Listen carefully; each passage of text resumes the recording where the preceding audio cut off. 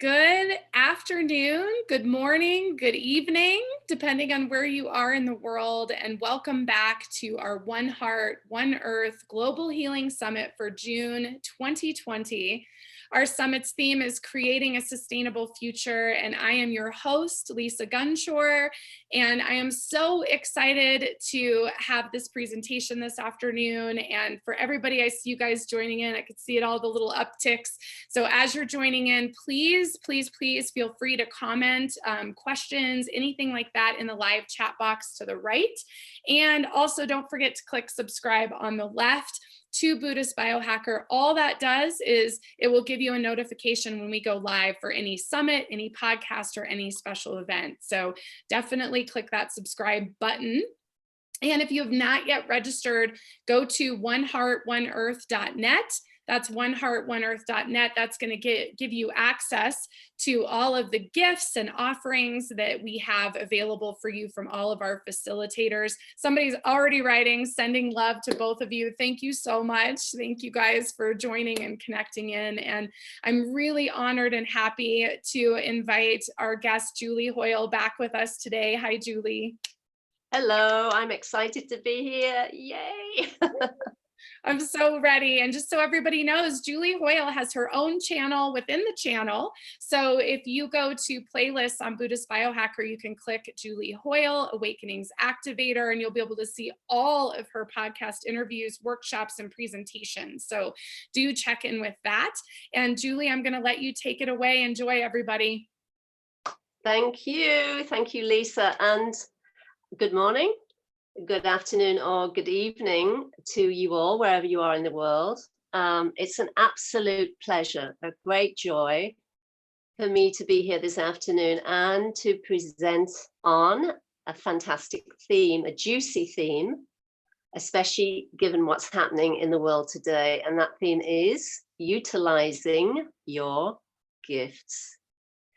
So in this session, we're going to be looking at the seed form of your gift or gifts, the flowering of your gift or gifts, and the cultivation of your gift or gifts.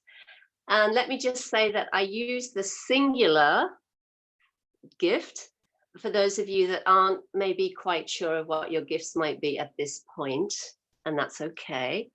We're all at different stages and phases of our expansion and awakening.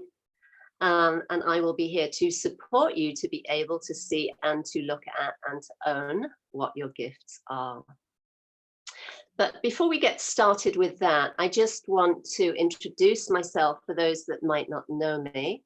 My name is Julie Hoyle. I'm a transformation coach, an author, an artist, and an educator. And I have been offering intuitive development, spiritual development, awakening, and healing modalities via my website, juliehoyle.org. And I've been doing that for 20 years or more now. And again, to create context for those of you that don't know my story, what really underpins every single thing that I do is what happened in 1989. On February 3rd in 1989, I had a really dramatic, unexpected, and life-changing spiritual awakening that happened in a lucid dream, where a master yogi, whose name is Bhagavan Nityananda, tapped the top of my head, gave me Shaktipat initiation, which is the awakening of the Kundalini, the spiritual energy. And from that one tap, my entire life changed completely. It was literally transformed almost seemingly overnight. And following that tap on the head, what happened is I started to have lucid dream meetings and teachings from and initiations from His Holiness the Dalai Lama, Lord Jesus and Mother Mary, although Lord Jesus and Mother Mary had been with me essentially since I was a young child.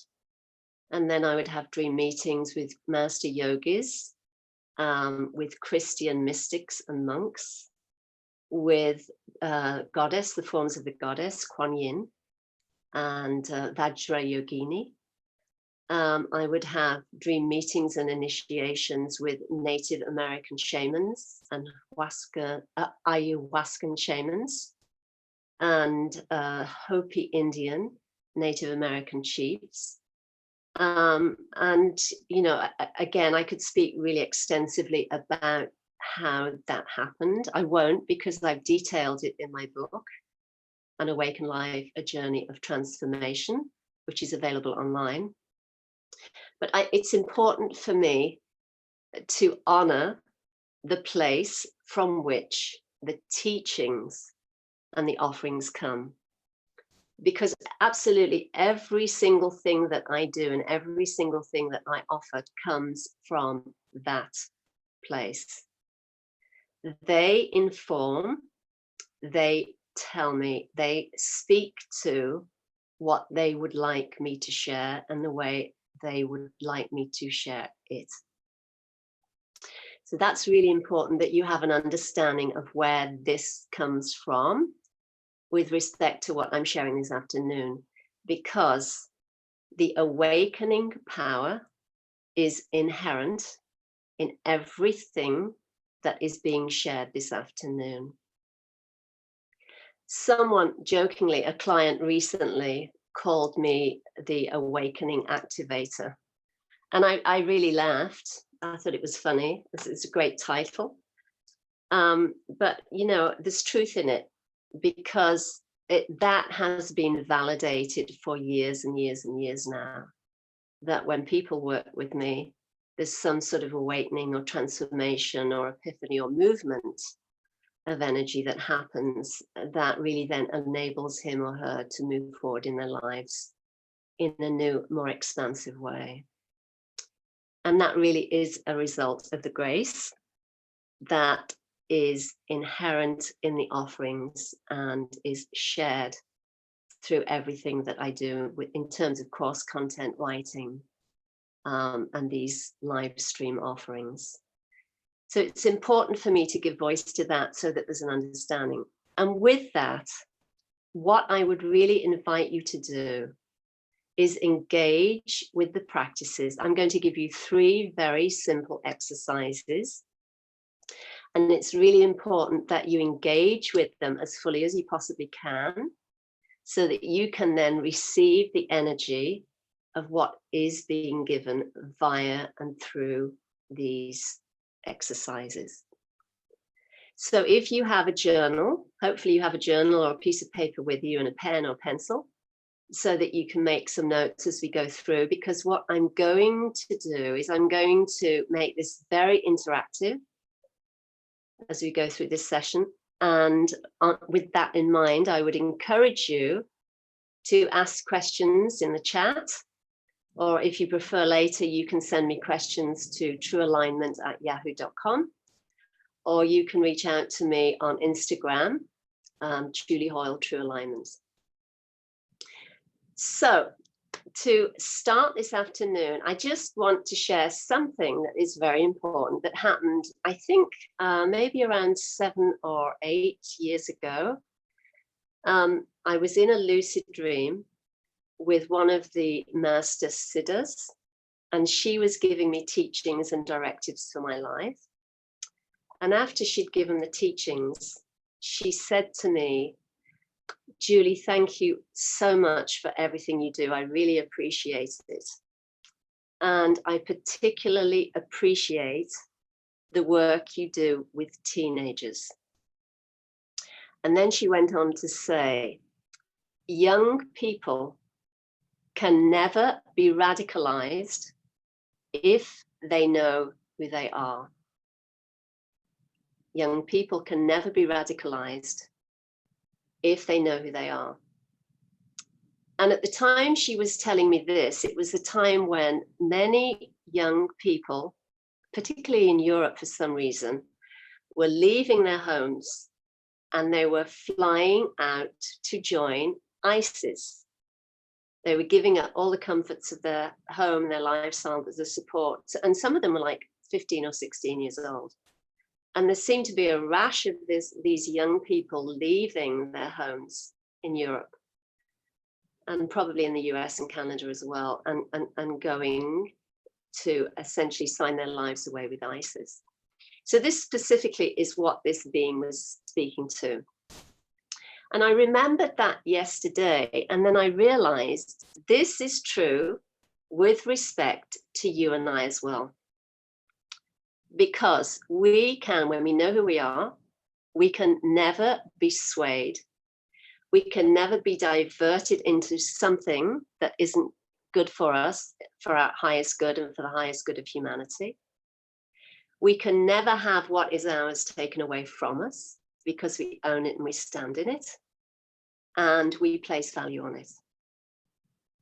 Now, something else that came up on Friday in the opening circle that Lisa spoke to is very important, and I want to share it again now, because she said that the Buddhist biohacker platform is about non-violence, being non-violent. In other words, being open and supportive and loving and kind and inclusive. That is what this platform represents. And here's the thing that came up. There was a realization that the greatest act of violence we perform against ourselves is with respect to our own self-denial. When we don't know who we are, when we are looking for something else or someone to help us, we don't own who we are. And what happens is we perform an act of violence on ourselves because we deny who we are, and thereby we deny our innate gifts, skills, and talents. And then, of course, when that becomes really dark and heavy because depression ensues, then there's often acts of violence against people in our lives and people in our world, which can be subtle or it can be more gross. And we see evidence of this, especially now. We're seeing evidence of this happening in the world because essentially people do not know who they are. Because the truth is, once you wake up to the recognition of the self, that which is here prior to belief and thought and the story, then you realize the same self is true of everyone. In other words, we inhabit form, but the truth of who we are is formless. There is only one self, one spirit, one consciousness.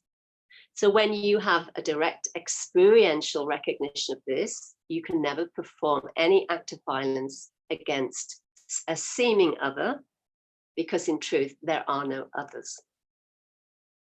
So I'm putting all of that out there as a preface, if you like, or as a support for where we're going in terms of what we're going to be looking at this afternoon. So I did say that we're going to have a practical session.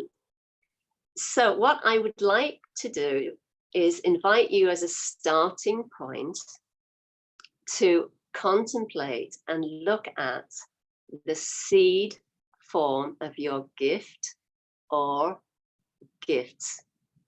In other words, and you can make a list in your journal or on your paper. In other words, maybe you're intuitive, maybe you're empathic. That is the kind of the seed, if you like, the planting that we first see or recognize, or maybe someone in our lives sees it and points it out to us. So make a little list of what the seed form of your gift or gifts are. Write them down. And then when you have 3 or 4 or 5, or even if you've only got 1, that's okay. What I would love you to do is to go on to the live chat and write, my name is, and my gift or gifts are. So if I was writing that now, this afternoon, or this morning, depending where you are, I would put, my name is Julie Hoyle.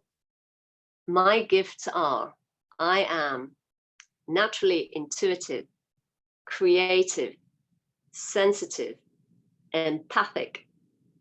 You know, those would be my seed gifts. So the invitation is for you to go onto the live chat and write that right now and put that out there. And as simple as this exercise is, it's really important because what it points to is how willing you are to own your gifts and to put voice to them and to articulate what they are in an open forum. Because one of the things that often happens is people often see what their gifts are.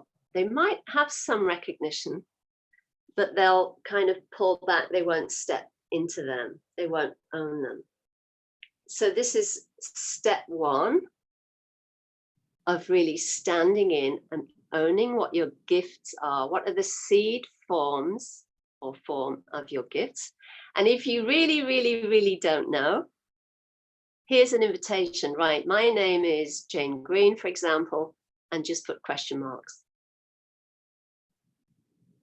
So I would really love everybody to do that and engage with that as the first practice, because it's very, very, very helpful and very important. Now, once you've done that and you've got them in your journal as well, I want you to think about what the flowering of those gifts looks like.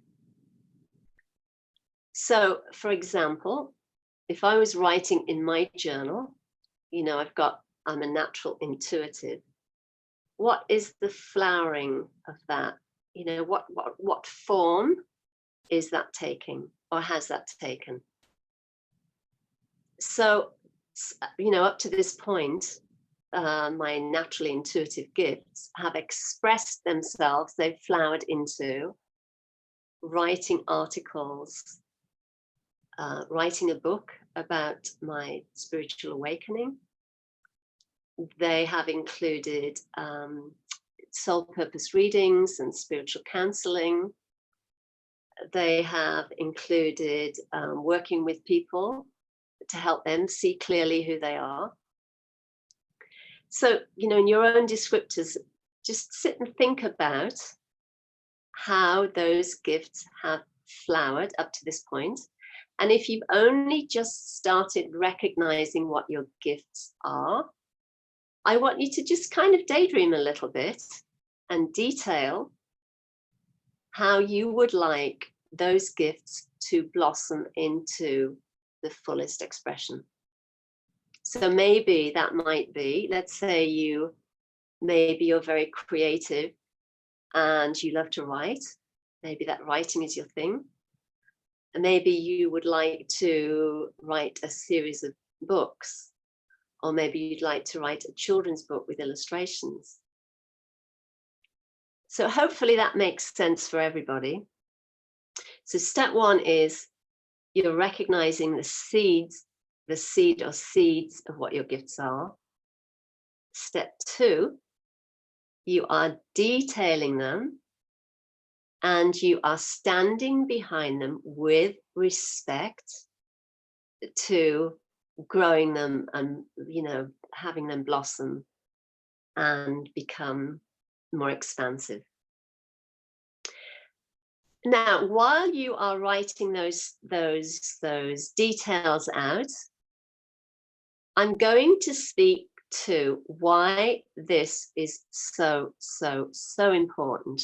Both step one, as simple as it is, and step two, as simple as it is. The reason is, what often happens is that we see our gifts, we have this inner prompt, this impulse, for example, to write a children's book with illustrations. But what happens is the movement the opening, the seeing of this begins in the heart. It arises from source. And instead of working with the energy of that, we take it up into the mind. And then we question and doubt and worry and think that we can't do it, or it's too big a job, or we don't know where to begin. To give you an example of what that looks like, honestly, I get so many emails from people. And here's one, for example, from someone who said, for the last 10 years, I've been getting an inner prompt to write a children's book with illustrations.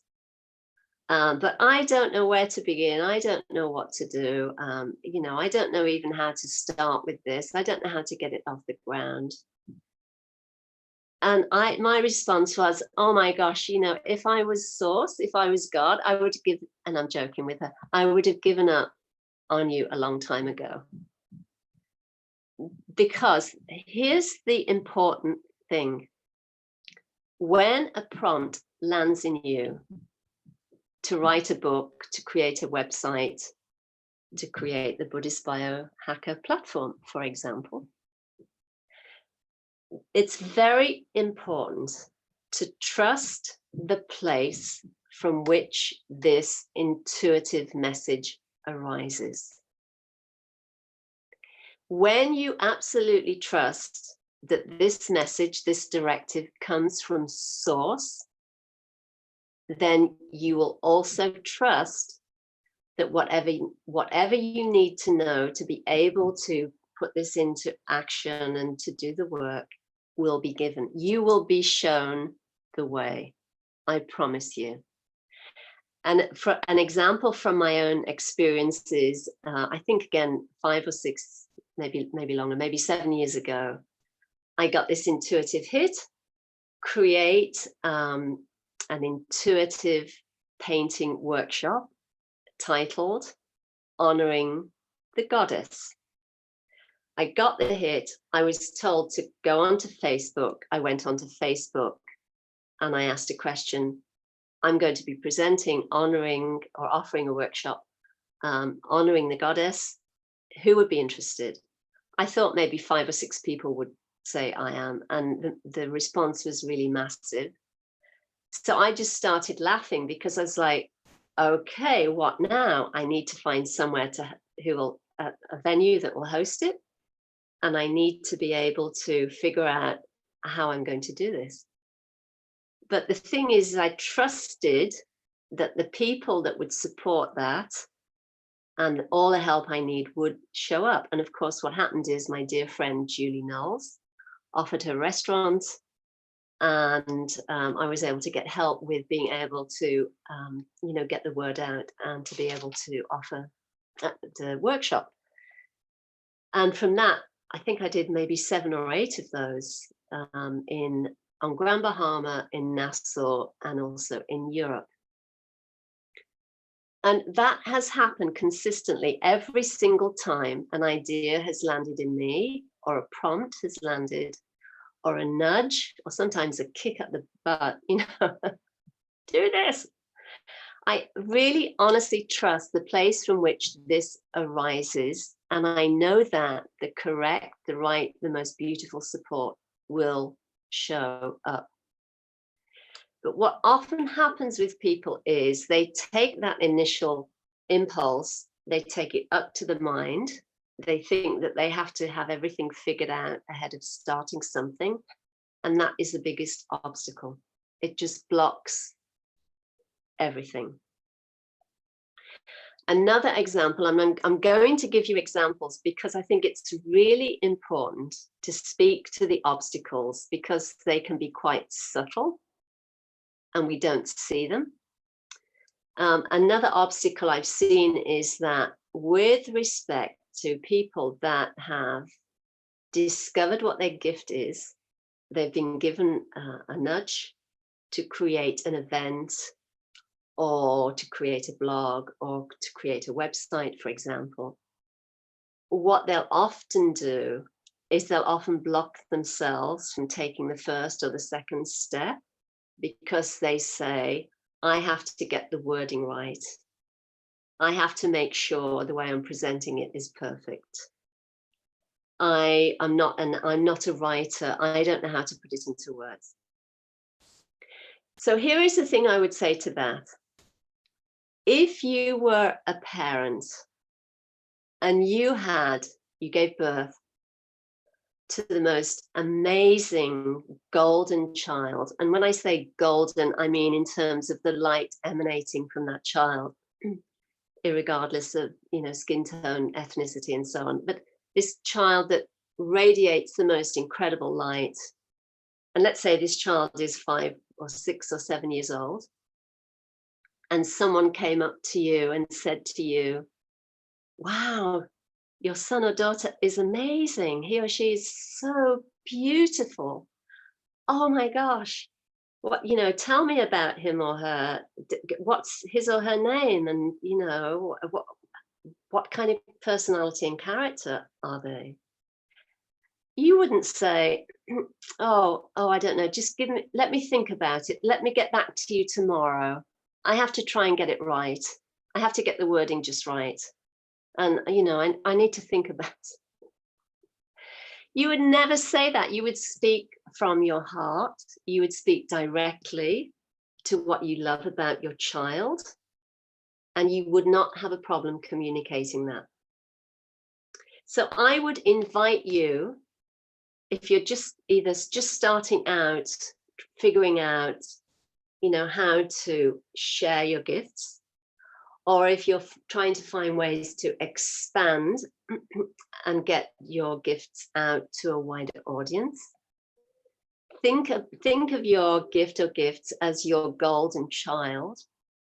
And how do you speak to what they are representing with respect to the place they are coming from? Because this is really, really important. When you do that, you are honoring what you have been gifted with. You are honoring God or source or the absolute or whatever you want to give to the mystery, to that which cannot really be defined. You are honoring that above everything, and you are bypassing the critical tendency to sort of negate or contract and constrain your innate gifts. And this is really, really important. So step one, looking at what your seed gifts are and articulating them or writing them in your journal or speaking about them to friends is really important, and owning them. The second one is, looking at your gifts in terms of the flowering of them and being able to speak and articulate them. And importantly, recognizing the place from where these gifts arise and are given is very, very, very important. Because if you don't value the place from which, or the state from which these gifts have been given, I promise you won't stand behind them. You'll try something and then you'll give up. And again, that's happened many times. I've had emails from people who said, I've had this great idea. For example, I want to create an online program, or I'm working with clients, online now, and I've got this idea and I want to work with it. And they try it for a few weeks or a few months, and then they just drop it and give up on it, rather than standing behind it, owning it, working with it, and also being willing to redefine, recalibrate, and reorient when things don't, because obviously everything doesn't always go according to plan. There are always challenges.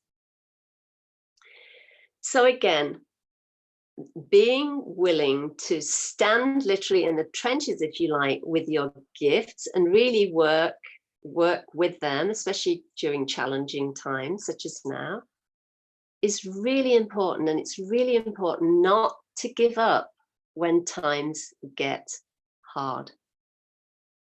Now, as another example, and again, I'm honoring the great beings that work with me. I think now it's at least 5 or 6 years ago, they were telling me, when you work with your clients, especially clients that have a hatha yoga practice or a massage practice or anything that requires meeting people face to face, tell your clients to start shifting their work online. It's very important. And they were really very adamant and very direct about it. They didn't say why. And they said, just make sure you tell your clients to move everything online. So that related to, I think, maybe 6 or 7 people that I was working with at the time. And I said to them, hey, this is the information I've been given. You need to start working online. I can't say why, but it's going to be very, very important. Most of those people did that. They started to shift gears and started creating opportunities to work online. Some didn't for various reasons. But for those that actually took, and I'm not saying it's easy, obviously, to try and set something up, especially if, let's say, you're a hatha yoga teacher, to try and set something up online via Zoom or a different platform isn't easy. But, most of those people did just that, and they're doing fine now. And honestly, who could ever have dreamed that this would be happening, with the whole COVID situation and how long it would be going on for? And the thing is that because we were given a heads up, because people, actively started to work with that directive or with that invitation, they've been really fine now. So I say that to say it's very important, especially right now, to really, recalibrate, reorient, look closely at what you're offering, look at new ways to offer, look at ways to expand your offerings. And obviously that sometimes, there isn't a need for you to do that. If you're someone that isn't, maybe is engaged in other work, because I'm speaking specifically about work now. If you're a healthcare worker on the front lines, for example, then your gifts, the importance of you cultivating your gifts might speak more to your own self-care rather than reorienting towards generating or growing your business. So it depends on where you're at and what it is you're looking for with respect to being able to speak to and to stand behind your gifts. But those things are very important, to speak them, to claim them, to stand behind them, and to really, nurture them and allow them to grow and to work with them. So I'm going to speak now about the third way that you can work with your gift or gifts and expand and grow them, and really actively engage with what that looks like for you going forward. Because the thing is that you know exactly where you're at today. You know where you would like to be. You know what you need to focus on to be able to get your energy behind your gifts and to grow them. So just bear with me a second. I'm going to share something from my screen here, and then I can speak directly to that.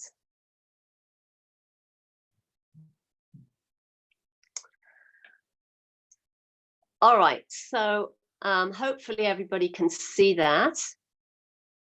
this is, and you can, on your paper, either landscape or portrait style, you can write your title utilizing your gifts. And I'm going to explain how this works so you can all get an idea of it. And then what I'll do is I will give you an example. I'll show you how I've worked with that myself. So in the middle, your gift or gifts, what are they? And what is your goal with respect to your gifts? So you draw a circle. In the center, you write what your gifts are, and then what your goal is with respect to expressing your gifts. In the top oval there, how will you do that? How will you share your gifts? Going in a clockwise direction, when will you share your gifts? In the next one, in what form or forms? The bottom one, what are your new gifts? Your legacy, and why?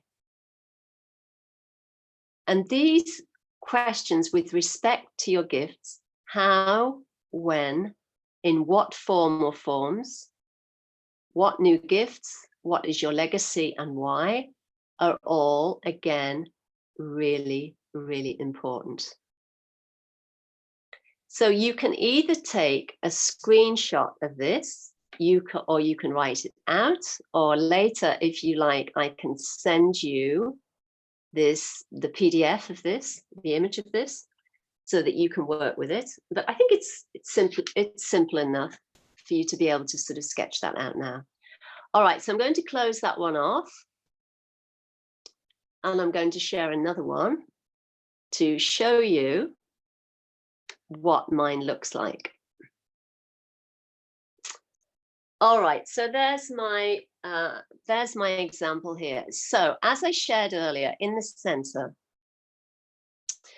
I was titled The Awakening Activator, so I'm going to use that as an umbrella to really kind of title and detail every single thing that I have to share.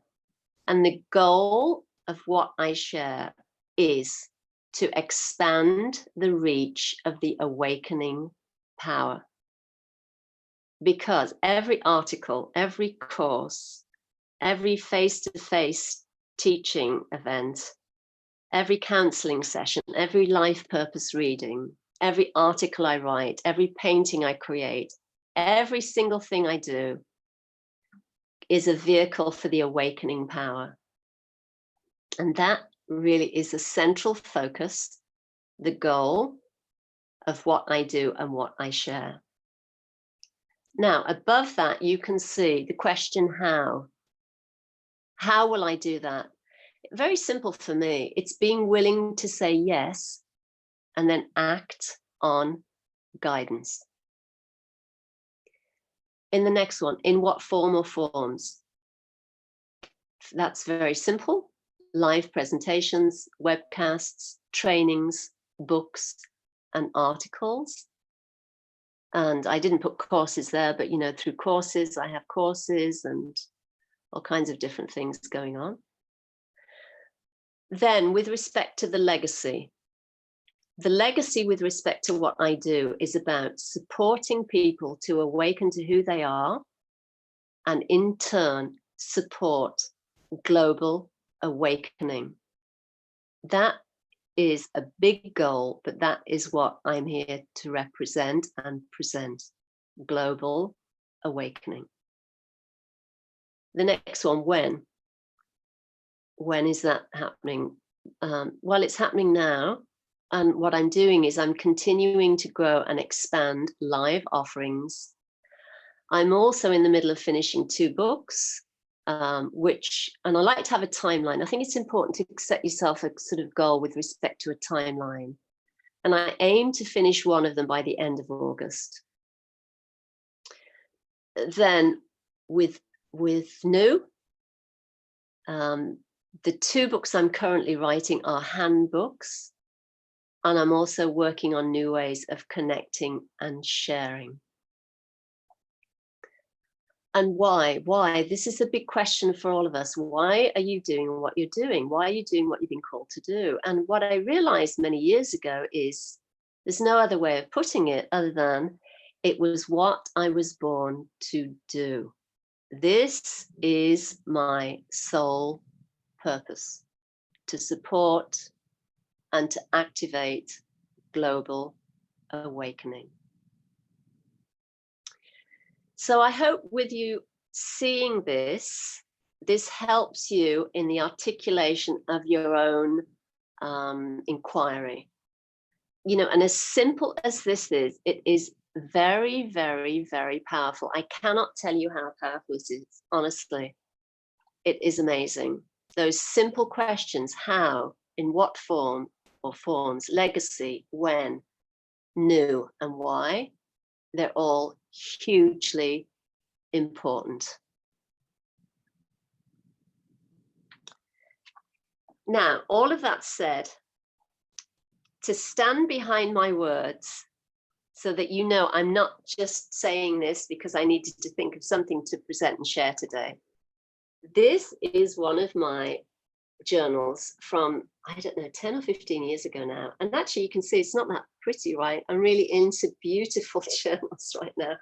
And I think the reason I started creating my own beautiful journals is because the ones I had access to, you know, in the stores in Grand Bahama were not very inspiring. However, this is one of them. And what I realized is that you can see I have been doing the same process for, you know, years now, years and years and years and years. I've been doing that simple exercise that I just shared with you.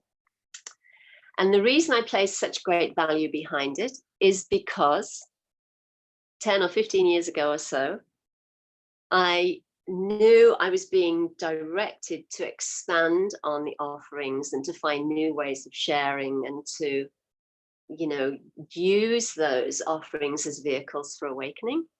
And I didn't know how to kind of grow and expand them.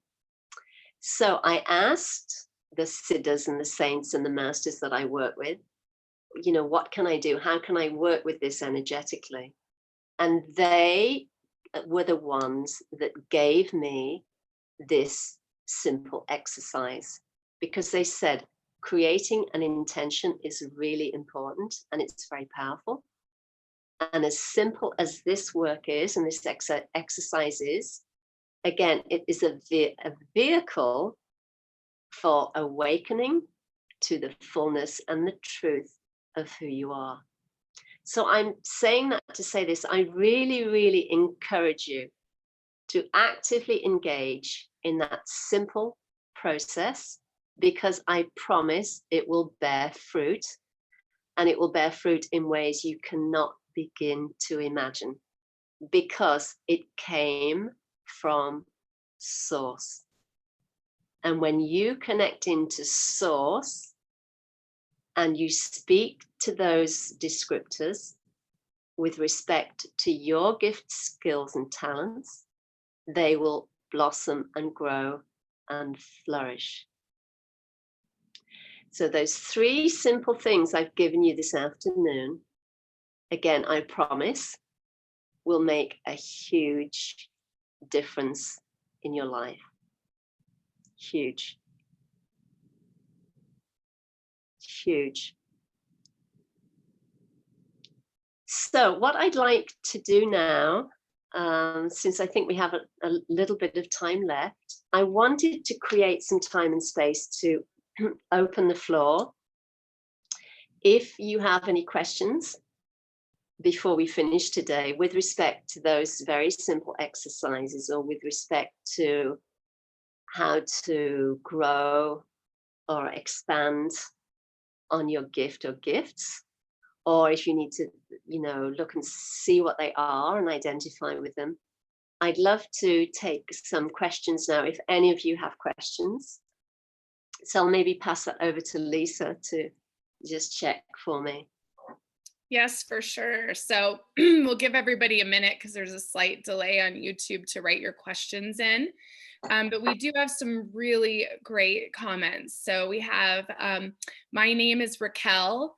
My gifts are I am empathic, sensitive, intuitive, and compassionate.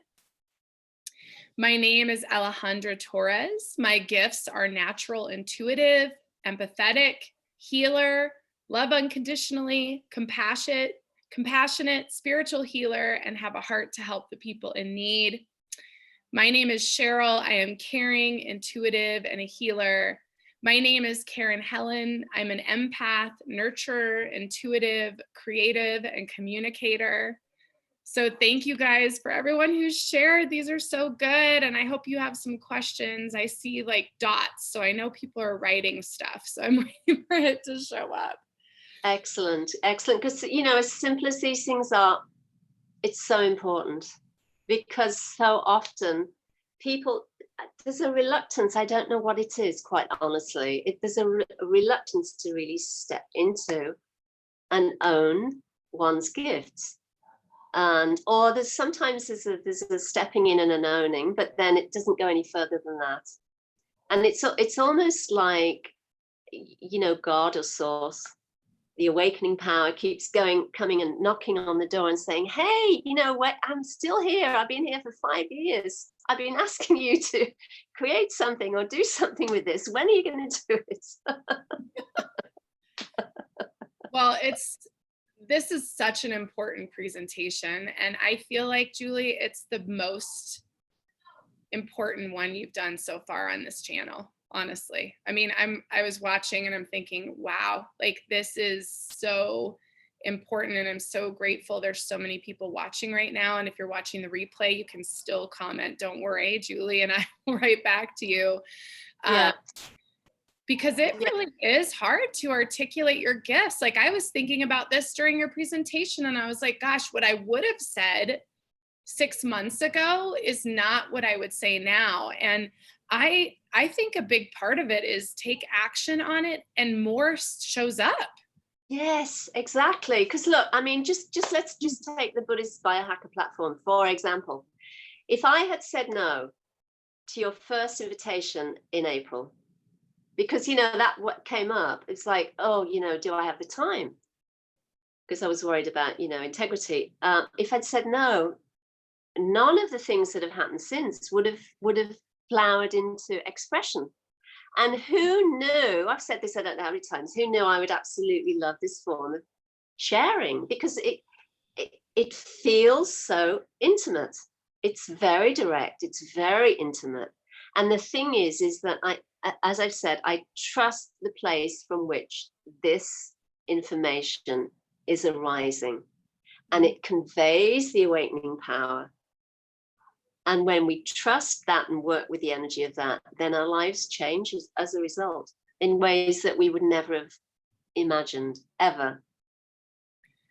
Yeah, and this platform's a great example, because for me as well, I think if I wouldn't have done this, we wouldn't have this community. And I thought for years, I've had radio shows, I've done the podcasting, that, like I've done that. And this was so different because it came from that place of the heart and the source energy. And it was like, oh, this is what I'm going to do. And it wasn't even about me. It was about how do we get all of the healers and facilitators and information out. And we do have a question here. So thank you, Cheryl. Actually, we have a couple questions. So Cheryl's question is, one of my gifts is I am an intuitive. How do I expand on that gift? She said, I know it may seem silly asking being intuitive. Well, it's not silly at all. It really is not silly. The important thing, though, is to stay present. The more present we are, the more lucid we are, right? And then there's more space to be able to connect into and hear the intuitive messages. And obviously, in support of that, it's very good to have a meditation practice or a practice where the mind becomes still, because we can only receive intuitive guidance when the mind isn't busy going crazy. We can't hear anything when we're in our heads, essentially, is what happens. But when the mind takes rest in the heart and it's kind of relaxes, then that's when we receive intuitive guidance. And, again, you don't have to take my word for it, because it's proven itself for everyone. I think I spoke about this a few times. When you're ruminating on a problem, you're trying to figure something out, and it's, makes you crazy, you can't sleep at night.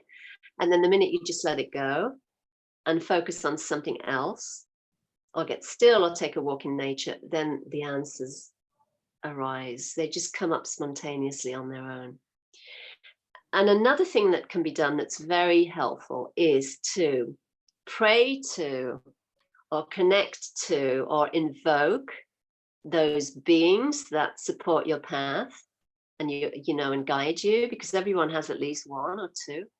So do your prayer work, invoke them, ask them for their blessings, and ask them to open you to intuitive guidance. And honestly, the minute you do that, the minute that starts then to expand.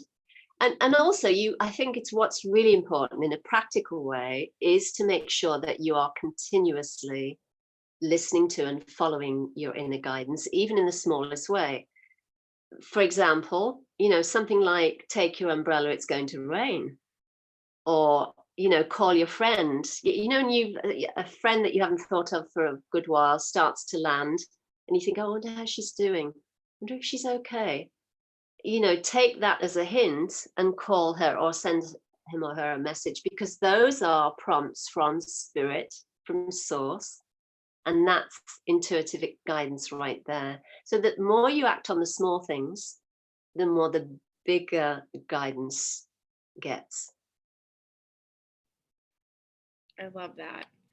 We also have, Raquel said, this is sweet. She said, it's not a question. I would love to hear Lisa's journey of following her gifts and the challenges. She also said, in my journey to pursue my gifts, I have been met with so many challenges.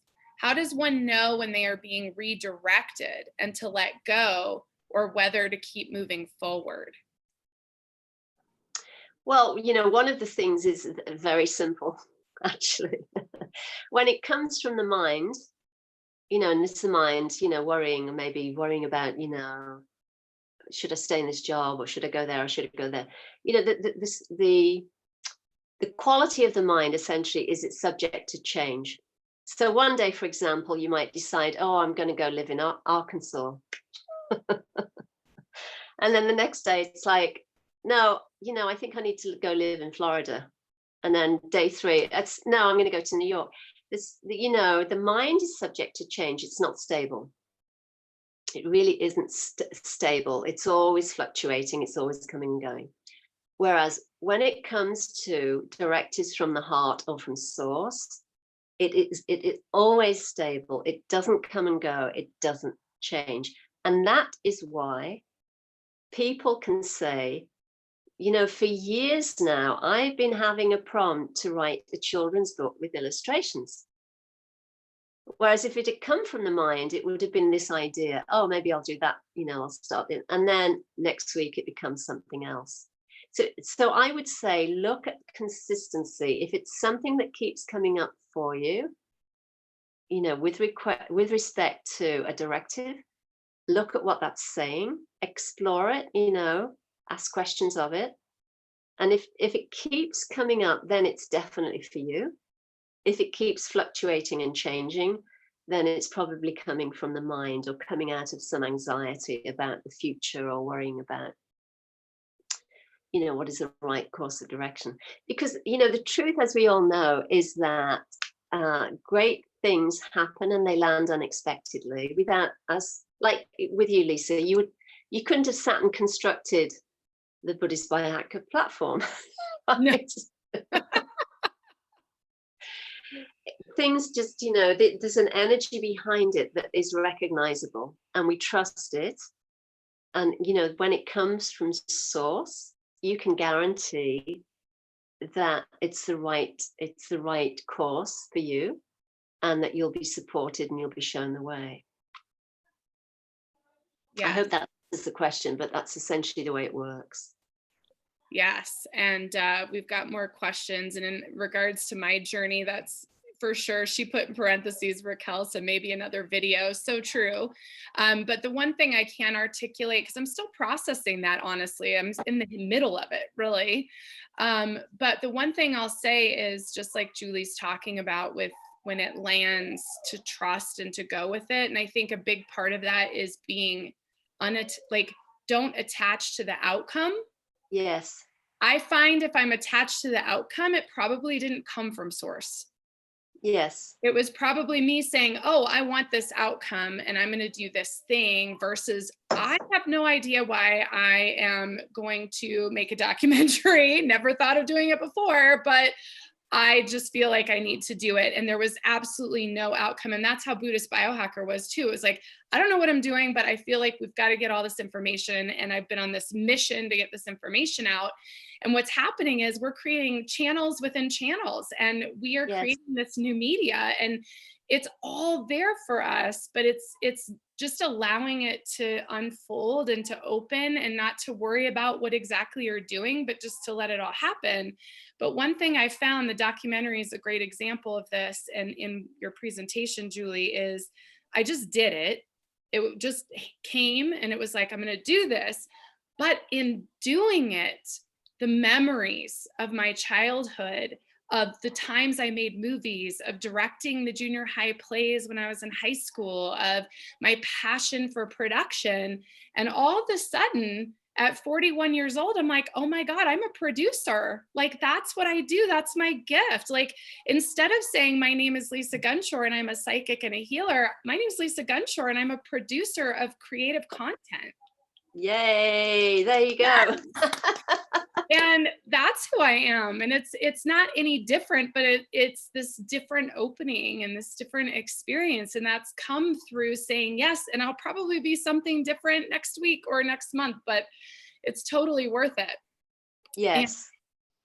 And Eve has a question. She says, I have always been creative, making all sorts of things for my own pleasure, nothing I feel I needed to do or that I'm called to share broadly. My creativity has moved to problem solving and projects. How does this apply to sharing? None of my gifts seem shareable, but are applied benefits. I can't find what gift I have to share. Well, I'll tell you then this is really important as well, because oftentimes we tend to think that, let's say, activities we do for pleasure or to de-stress, in terms of painting or writing or playing the piano or whatever that is, we often tend to think because we're not sharing broadly that they don't have the same value. And that is absolutely not true. Because here's the thing, is that every single time anyone connects in through playing the piano or painting or doing embroidery or cooking or whatever the kind of the activity is, what you're doing is you're coming out of the mind, you're going into the self or into source.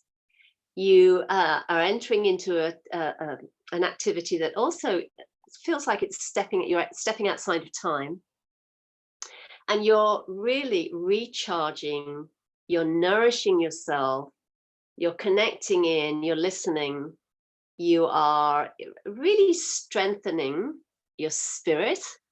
And so what happens is, when you come out of those kinds of activities and then you go into your life and into your world and you connect with people, there's an energy there. There's an energy of authenticity and integrity. There's a quality of empowerment.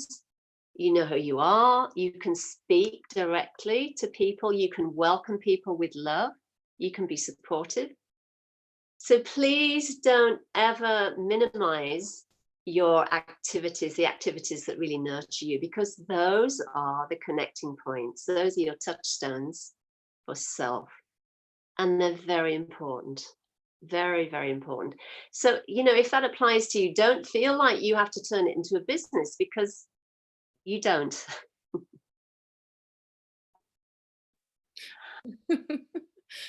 That's such a good point.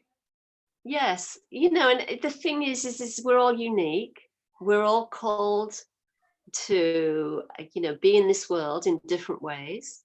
You know, it might be that someone here is a housewife, and she's taking care of kids, and that is her sort of creative expression, her way of giving back to the world by really nurturing and taking care of these amazing children who can go out in the world and be kind and be empathic, and be inclusive with respect to their language. So, all of these roles that we play are equally important. It's not like one is better or higher than the other. We all play our part, and it's very important to place value on what we're being guided to do in terms of our expression. So beautiful. So beautiful, so important. It looks like that's all the questions, which is perfect timing. And thank you guys so much for participating and sharing and being open and your questions. And Julie, I just can't thank you enough. My goodness. I feel like we've been doing this for 15 years and not 8 weeks, 8 weeks. I know. I listen, I know it's amazing. Really. It feels a long time. It And does. it's really important. It's very important what's being shared. It's a great resource. It's a great source of strength. And, people meet it wherever they're at, and they'll take from it whatever they need to take from it. And, it really does help, uplift and illumine and awaken people to who they are. And all of that is priceless, priceless. So if I may, before we finish, I'm going to go back on to sharing something. I just want to share with people here.